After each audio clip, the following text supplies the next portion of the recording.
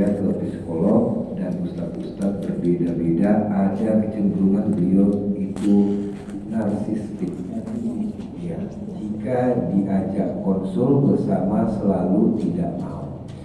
Beliau jika marah itu memboikot saya dengan tidur di lantai 1 dengan ibunya, sedangkan saya di lantai 2. Saya vertigo sampai muntah dan eksim parah. Eksim ini gatal-gatal ya. Setelah menikah pun dia nggak ada bertanya kenapa bisa begitu. Kalau kata dokter faktor stres.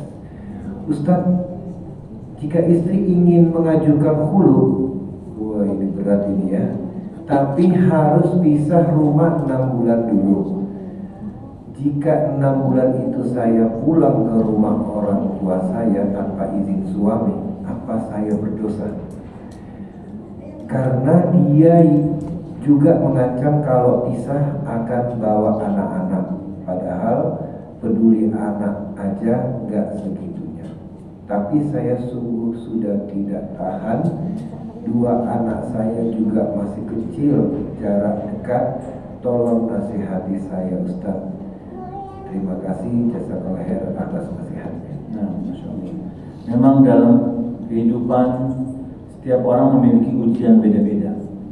Ada ujian suami, ada ujian anak, orang tua dan yang lainnya. Kadang ujiannya semua kadang. Dan ini tergantung pada level iman seseorang. Tugas kita pertama kita menerima, bersabar bahwa tahu ini adalah ujian Allah SWT dan ujian pasti yang terbaik buat kita, suka atau nggak suka. Kalau kita melihat orang lain kok enak dia bisa begini, kenapa? Nggak usah. Kita fokus memperbaiki apa yang ada di dalam rumah tangga kita. Caranya bagaimana? Bersabar, menasehati, berdoa, sudah start semua. Atau konsultasi sama keluarganya agar dicarikan solusi, atau bahkan ke psikolog. Ketika ini harus kita lihat, suatu masalah itu selalu ada sebab akibat. Akibatnya terjadi, lihat sebabnya. Pertama kita lihat apa sebab dia menikah, karena nggak dikasih tahu kenapa sebab dia menikah. Kalau kita menikah alasan karena agama, kita pilih yang agamanya baik sebagaimana yang diperintahkan Rasulullah SAW, insya Allah akan membawa kebaikan. Tapi kalau kita dulu salah milih, misalnya disebabkan kekayaannya saja, disebabkan karena kecantikan kegantengannya saja, ini akan membawa kerugian. Karena kalau kaya ada jaminan nggak menafkahi? Nggak ada jaminan. Kalau ganteng ada jaminan nggak sayang sama dia? Nggak ada jaminan. Nah, lalu bagaimana solusinya? Ketika tahu dan mengajak dia konsultasi dan tidak bisa, dan dia wanita ini ingin hulu pun terjadi di zaman sahabat. Ketika meminta cerai dengan mengembalikan mahar. Nah, gini loh, nikah itu adalah hukum syar'i, tapi kita juga ketika menikah tentu dianjurkan untuk secara resmi. Nah, nikah secara resmi adalah ketika disahkan di KUA. Ketika menikah secara resmi, kalau dalam syariat Islam, ketika seorang wanita hulu, dia masa iddahnya itu 1 bulan, istabra' rahim, untuk memastikan rahimnya untuk kosong, tidak ada janin dari suaminya yang ini. Tapi kalau ini sudah, maka dia diperbolehkan. Hulu ini untuk menyelamatkan wanita. Ada wanita yang dipukuli, ya kan? Maka dianjurkan. Dan silent treatment ini bentuk KDRT dalam rumah tangga. Bukan hanya perkataan verbal yang menyakiti. Silent treatment, didiamin juga perih hati kan? Lebih sakit, Masya Allah. Nah, bagaimana menyikapinya? Kalau ibu ini memutuskan mau hulu, dan dia kan nikahnya resmi, ada bukunya. Kalau dia mau hulu, dia harus datang ke pengadilan untuk memastikan proses ini terjadi. Karena yang mengeluarkan akte cerai itu pengadilan, ya kan? Walaupun kita menggunakan syariat Islam, tapi kalau akte cerainya kita nggak proses, secara agama wanita ini mau menikah lagi nggak bisa, ya kan? Dan kadang bermasalahnya ketika misalnya talak nih, seorang suami mentalak di rumahnya. Ini dalam secara syar'i diterima, Tapi kalau secara hukum negara, hukum positif, dia harus mentalaknya di depan hakim. Dan kalau misalnya dia sudah talak satu kali di rumahnya, ya kan, sudah beberapa masa idah udah lewat, bisa dia talak lagi, jatuh talak dua nih, walaupun secara pengadilan agama baru talak satu. Nah ini yang harus kita pahami. Kalau memang akhirnya menyebabkan kerugian yang besar, dia jadi badannya eksim itu kebanyakan pikiran, stres, ada pikiran karena kerjaan, ada karena rumah tangga. Dan di sini ini adalah ciri-ciri toxic marriage. Itu udah bahas belum ya? Nah, jadi toxic marriage itu ketika seorang suami atau seorang istri atau dua-duanya melakukan perbuatan-perbuatan yang merugikan sehingga rumah tangga ini jadi beracun. Tujuannya apa? Menyakiti satu sama lain. Di dalamnya tidak ada rasa nyaman. Dan ini bisa disebabkan oleh salah satu sifat NPD tadi, Narcissistic Personal Disorder, salah satu bentuk kelainan jiwa. Bagaimana mengobatinya? Pertama harus tahu dulu, dia ini adalah pelakunya, ya. Dan kita kadang kalau ada yang seperti ini, anak pengen dengar dari sisi suaminya juga biasanya. Karena kadang ya maaf, ada yang playing victim, ada yang enggak gitu. Nah, ini baru kalau dua-duanya ditemuin baru ketahuan nih, mana yang benar mana yang enggak. Ada kalau kayak gini ya versi istri, bagaimana versi suaminya. Tapi kalau misalnya ini faktanya, nyatanya, ya dia boleh datang ke. Kalau misalnya dia mengancam bahaya buat dia, ya kan, boleh dia keluar daripada dia habis dipukuli di situ di rumahnya. Jadi keselamatan jiwa dalam syariat Islam, menjaga keselamatan jiwa itu salah satu bagian dari maksud syariat. Maksud syariat menjaga keselamatan jiwa. Jadi jangan sampai anak takut sama suami nanti anak bangun daripada kita biru-biru di situ. Allah Ta'ala. Boleh pakai pengacara nggak ke pengadilannya? Boleh pakai pengacara. Ya. Terima kasih Zat. Kita lanjutkan. Mudah-mudahan bisa selesai kita baca ya, ini banyak banget ini, tapi bagus-bagus. Bismillahirrahmanirrahim. Assalamualaikum warahmatullahi wabarakatuh. Ustaz, izin bertanya, Ustaz, mana yang lebih baik bagi seorang istri terhadap suaminya yang telah melakukan zina berulang kali? Apakah mengajukan gugatan cerai atau bertahan dalam rumah tangga tanpa rasa karena sudah kehilangan kepercayaan? Bertahan dalam rumah tangga tanpa rasa karena sudah hilang kepercayaan. Nah, pertama kita lihat dulu apa tujuan pernikahan. Tujuan pernikahan untuk menghadirkan rasa sakinah, mawaddah, warahmah, ya kan? Ketika ini tujuannya, kalau di dalam rumah tangga kita tidak ada sakinah, tidak ada mawaddah, warahmah, lalu buat apa mau dipertahankan? Kalau bisa diperbaiki itu lebih afdol, ya kan? Bagaimana dia sadar kalau suaminya pelaku maksiat dan dia bertaubat misalnya, dengan taubat yang sebenar-benarnya taubat. Karena kita semua manusia, kemungkinan berbuat jatuh itu bisa. Tapi bagaimana ketika dia bertobat dengan sungguh-sungguh, balik lagi ke istrinya. Kalau dia mau bersabar menerima suaminya yang sudah bertobat, maka dia bersabar. Tapi kalau dia merasa nggak akan aku dapatkan, cerai itu bagian dari hukum syar'i juga, sebagai solusi juga. Memang dibenci sama Allah SWT, tapi ketika ada KDRT atau sakinah nggak ada juga, mau gimana mau dipaksain? Apalagi kalau misalnya suaminya nggak sholat, suaminya pelaku maksiat, dosa besar, ya kan, dan dia mau berlepas tangan dari situ, Anda nggak bisa stop kayak gini terus, pokoknya jalan sama wanita ini terus. Mendingan Anda cari yang soleh, boleh jadi solusi buat dia. Jadi bukan berarti harus disabarin, berarti suaminya tiap malam, alhamdulillah. Kalau kita bisa rubah, kalau nggak bisa rubah, sudah, jangan terlalu dipaksakan. Karena azannya zania kan, pezina buat pezina, orang soleh buat orang soleh. Jangan sampai kita terjebak. Baik, Ustaz, ini ada pertanyaan yang bagus. Bismillahirrahmanirrahim. Assalamualaikum warahmatullahi wabarakatuh. Ustaz, apakah termasuk berdosa jika seorang istri tidak ingin dipoligami? Jadi istri tersebut minta dijatuhkan talak kepadanya. Mohon nasihat dari Ustaz. Ini panjang Satu pertemuan ini ya. Itulah. Jadi gini, pertama ini yang paling penting, ibu-ibu di belakang, poligami itu syariat Islam.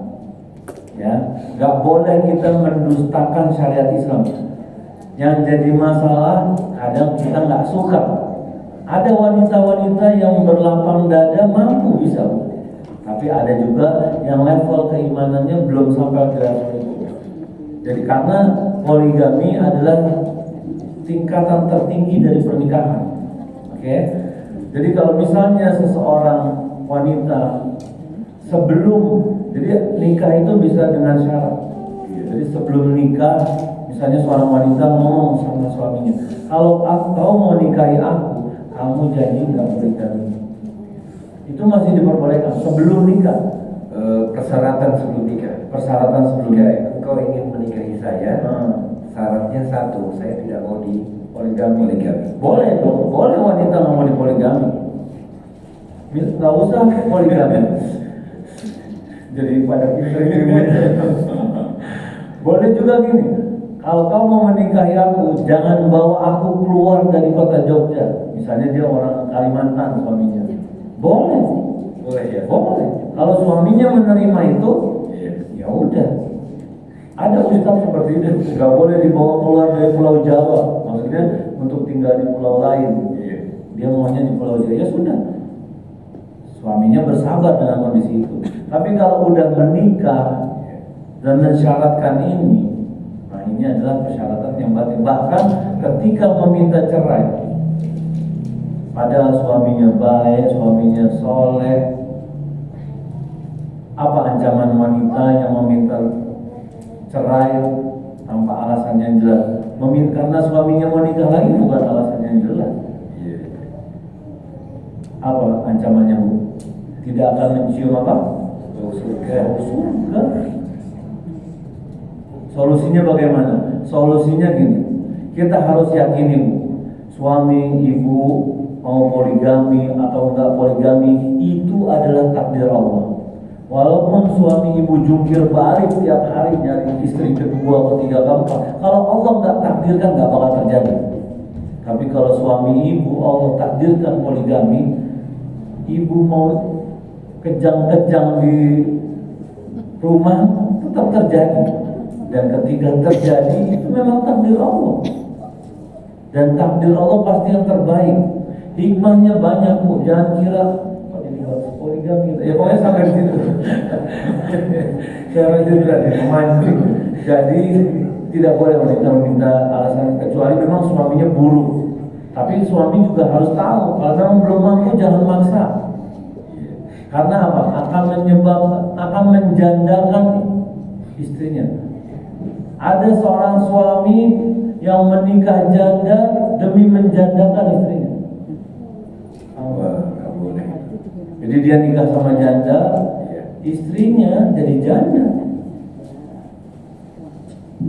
Ada suami nggak mampu, keuangannya nggak mampu, ilmunya nggak mampu, tapi karena ini sunnah Ustaz, Anda bilang sama dia, ente siwakan aja belum membahas sunnah poligami. Hati-hati nih, ini memang ikhwan-ikhwan ini kadang baru duduk 2 menit. Ustaz, gimana kalau poligami? Udah ini baru duduk udah ngomong poligami. Baik, Ustaz, kita lanjutkan. Ini agak panjang lagi. Terima kasih atas jawaban yang diberikan. Mudah-mudahan yang bertanya, ibu yang bertanya sudah cukup puas. Nanti bisa dilanjut ya. Silakan kirimkan pertanyaan-pertanyaan. Nanti saya forward ke Ustaz Taufik, Habib Taufik ya. Kita lanjutkan. Bismillahirrahmanirrahim. Mohon motivasinya Ustaz. Saya hampir berusia 30 tahun dan belum pernah menikah. Bismillah, seumur hidup saya berusaha menjaga diri dengan tidak pernah berpacaran. Saya fokus menyelesaikan studi hingga lulus S2 dan hingga hari ini fokus meningkatkan kualitas diri. Namun, ada kalanya hati ini merasa sedih ketika beberapa orang menyarankan saya untuk menurunkan standar, bukan karena menuntut mereka saya tidak pantas. Namun, karena mereka menganggap laki-laki yang sepupu dengan saya sangat langka dan sudah pada menikah. Mohon motivasinya Ustaz, saya khawatir tidak dapat menghormati suami jika saya menurunkan standar. Ya mungkin yoga gitu ya. Banyak laki-laki yang takut untuk mendekatnya sementara usia sudah 30 tahun. S2 mungkin lanjut S3 sekarang standarnya terlalu tinggi, harus cari yang ganteng, ya kan, cari yang S3 juga, ya kan, yang agamanya bagus, anak orang kaya, anak satu-satunya, iya, bapaknya udah tua, banyak banget. Wah, nah, ini Anda lagi menyiapkan materi nih, judulnya Ukti Menikahlah. Iya, memang belum selesai sih. Mudah-mudahan insya Allah kita bisa bahas. Ini sekedar mukadimah ya. iya. Pertama gini, dari sisi medis dulu kita lihat. Laki-laki, wanita, memang Allah ciptakan buat menikah. Secara fisik, organ tubuh wanita diciptakan untuk berfungsi. Ada rahim, ada payudara, ada ini, semua ada fungsinya. Ketika menyelisihi fitrah Allah, ini akan jadi masalah. Ya kan, maaf, kita bicara kalau wanita rahimnya tidak pernah digunakan. Ini kedepannya secara medis membawa keburukan. Lalu secara agama, Rasulullah SAW memerintahkan, ya masyarakat syabab, man istata'a minkumul ba'a falyatazawwaj. Wahai para pemuda, jika kau sudah punya bekal maka menikahlah. Ini dianjurkan kita, disunahkan untuk menikah. Iya. Karena menikah ini membawa ketenangan. Bukan ilmu dunia yang membawa ketenangan. Walaupun kita mau S7 ya. Iya. Ada S7 nggak ada ya? Gak akan membawa ketenangan. Tapi ketika kita, walaupun kita SD, pulang ke rumah, buka pintu, lihat istri, adem bawaannya tuh. Iya. Semua beban di luar hilang semua. Begitu juga istri, pulang ke rumah, lihat anak-anak, lihat suami, seakan-akan semua beban kehidupan hilang. Di sini sakinah mawaddah warahmah. Dan ini adalah pemberian Allah. Jadi kalau udah umur 30, turunin standar atau enggak? Turunin, bismillah. Kalau standar kita ketinggian, akhirnya apa? Gak akan ada yang tercapai. Itu cuma fantasi kita aja. Apalagi sering kajian parenting kehidupan Rasulullah SAW dengan Khadijah. Wah, ini belum kayak Rasulullah banget. Ini gak sunnah banget, belum sunnah banget. Dan anti bukan Khadijah radhiyallahu anha. Jadi jangan ngerasa berlebihan. Nyari yang kayak Rasulullah SAW, anti bukan Khadijah. Nanti aja Ustaz, insya Allah akan ada waktu. Kita semakin menunda-nunda. Dalam hadis dikatakan, jika datang seorang laki-laki yang baik agamanya, yang baik akhlaknya, nikah. Karena kalau tidak nikah akan ada fitnah. Ini kenapa dia nggak nikah ya? Jangan-jangan dia kelainan atau apa. Nah semua jadi ujian buat dia, buat itu. Dan jangan kira nanti ketika umur, nanti aja Ustaz umur 32, mudah-mudahan ada yang ganteng, kaya, anak tunggal, umur 33 mau nikah sama dia. Nanti harus sadar, laki-laki umur 33 nyari umur berapa Pak? Iya, Anda tanya sama yang laki-laki. Kalau laki-laki umur 33 nyari umur berapa perempuannya? 18, Masya Allah. Anda tanya lagi Pak, Anda tanya lagi. Laki-laki umur 55 nyari wanita umur berapa? 18. Nanti harus sadar nih. Materinya harus bocorin deh. Laki-laki akan cari yang muda. Jangan kira ya paling 35 boleh, enggak. Mereka akan cari yang 18. cari yang gadis dapat bermain-main dengannya. Nah, inilah kan, jangan buka bab situ gitu, tetap lurus dulu. Bahaya kalau buka bab situ. Jadi anti turunkan standar perkara dunianya, naikkan standar perkara agamanya. Ada wanita, maaf nih, anak ngomong apa adanya. Wah, jangan nikah sama ustaz, masa jadi istri kedua? Kalau ustaznya soleh, bismillah. Dulu para sahabat nawarin diri ke Rasulullah karena tahu akan selamat. Ini mendingan yang jomblo, Ustaz. Kalau jomblo belum tahu dia kira-kira kayak apa kelakuannya kan. Tapi kalau misalnya bisa jadi istri seseorang, bisa tanya aja suami sama nikah sama suaminya orang lain, bisa tanya sama istrinya, baik nggak dia? Ngelayanin nggak? Nafkahin nggak? Karena belum jaminan kalau jomblo itu pas nikah akan nafkahin, akan baik. Ini kadang pemahaman yang harus diluruskan, walaupun bukan berarti harus jadi istri kedua, bukan. Kalau bisa dapat yang bujangan, soleh, kaya, teknik UGM, udah ngaji,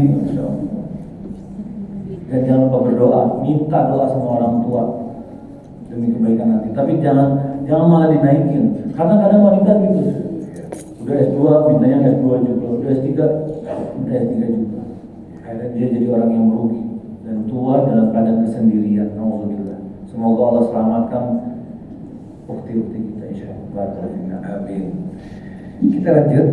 Terima kasih Ustaz di Sekolahir. Bagaimana bertoleransi dengan non-muslim yang merupakan saudara dan kerabat? Pertanyaannya, bolehkah menolong dalam hal dunia? Misalnya sakit dibawa ke dokter. Bukankah kita dilarang berkasih sayang dengan mereka? Awalnya bagaimana bertoleransi dengan non-muslim yang merupakan saudara atau kerabat kita? Bolehkah kita menolong dalam hal dunia?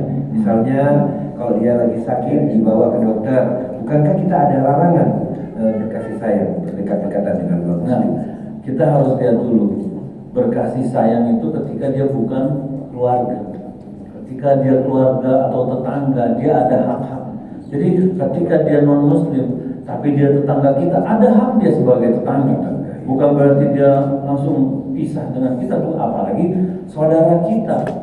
Di situ kita bisa masuk, kita antar ke dokter, kita kasih tahu ini penyakit dari Allah, kita bisa dakwahin tuh. Bukan berarti dengan itu, tapi kalau misalnya bantu dong, kita mau bikin acara ini yang berkaitan dengan ibadah mereka, nggak boleh kita bantu. Tapi kalau perihal dunia, bismillah. Dan tunjukkan akhlak seorang muslim. Rasulullah SAW besuk orang Yahudi. Yahudi ini benci sama Islam, besuk, bahkan menawarkan untuk masuk agama Islam, ya kan? Dan Allah, alhamdulillah. Iya. Ustaz, kita lanjut. Terima kasih atas jawabannya. Kita lanjutkan. Assalamualaikum Ustaz. Bolehkah kita makan masakan orang musyrik atau orang Hindu? Dan dosakah kita ucapkan selamat atas kehamilannya? Nah, jadi yang dihalalkan bagi kita adalah sembelihan ahli kita, ya kan, ahli kita. Nah, tapi selain itu bermasalah. Pembahasan tentang ahlul kitab ini luas. Ada yang mengatakan zaman sekarang udah bukan, ada yang mengatakan masih gitu. Nah, tapi kalau kita bahas yang sepakat aja, yang sepakat ya orang-orang selain ahlul kitab nggak boleh. Jadi kita harus berhati-hati.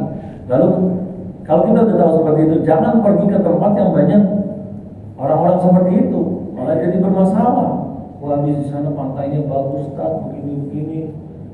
Kalau kita ke sana bukan tujuan dakwah, bukan silaturahim, dan kita bisa tercebur memakan sembelihan orang-orang selain ahli kitab, bukan Islam, bukan ahli kitab, nggak boleh. Dan mengucapkan selamat atas kelahiran ini boleh. Selamat bukan perkara tentang ibadah mereka. Nggak boleh kita selamat tahun baru, nggak boleh selamat Natal, nggak boleh. Jadi kita harus pisahkan. Jangan saat kita harus mengucapkan, biar nanti pas Idul Fitri mereka mengucapkan juga. Biarkan masing-masing aja, mereka mau mengucapkan juga gimana? Masalah nggak buat kita? Nggak masalah. Tapi tetap kita baik sama mereka, bukan zalim sama mereka. Baik, terima kasih Ustaz atas jawaban yang diberikan. Mungkin terakhir ya, karena waktu kita sudah mepet sekali. Pertanyaan ini berkaitan dengan tadi penjelasan Ustaz. Kami bacakan. Bismillahirrahmanirrahim. Assalamualaikum warahmatullahi wabarakatuh. Ustaz, apakah wanita yang setiap hari Jumat mensiarahi makam suami dan anak, pertanyaannya, apakah terkena pasal dosa yang tidak disadari? Nah, memang kita merutinkan. Nah, jadi kalau masuk ke bab merutinkan, ini menjadi masalah. Tapi kalau sesekali tidak menjadwalkan, tidak menentukan ta'yin, misalnya hari ini atau sebelum puasa atau hari kedua, ini kan menentukan secara spesifik.